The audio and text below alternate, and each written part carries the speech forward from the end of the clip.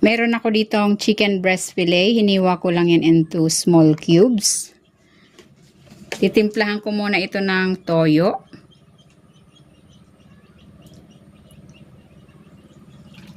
Konting oyster sauce. Paminta. At ng bawang. Haluin ko muna. Kung hindi ka pa nakapag-subscribe sa aking channel, please subscribe at i-click mo na rin ang notification bell para lagi kang updated sa aking latest recipes. Ayan, okay na ito. Ibabad muna natin ito for at least 15 minutes. Maglalagay ako ng cooking oil. Meron ako ditong 2 egg. Ayan, lagyan muna natin ng konting asin.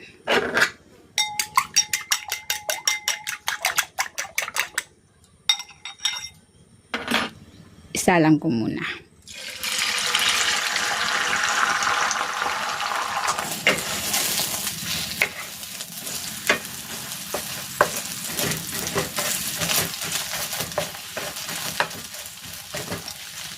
Okay na ito, hanguin ko muna.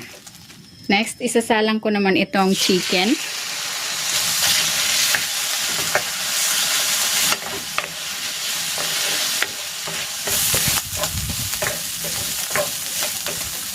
Ayan, okay na ito, hanguin ko muna.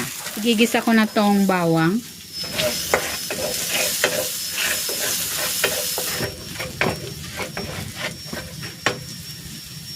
Ilalagay ko na dito itong mixed vegetables.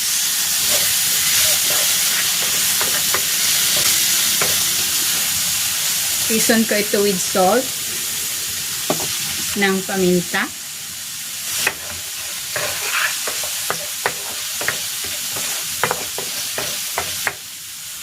Ilalagay ko na dito itong kanin.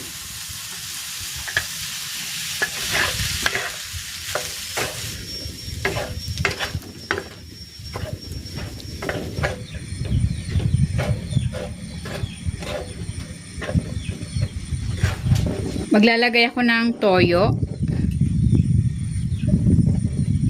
at ng konting oyster sauce.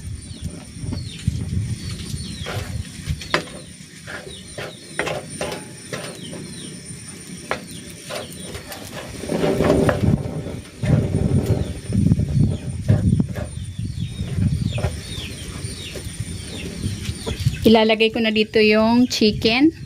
Toppings natin yung iba. Yan, magtira ko ng konti. Ilagay ko na rin tong egg. At maglalagay ako ng spring onion.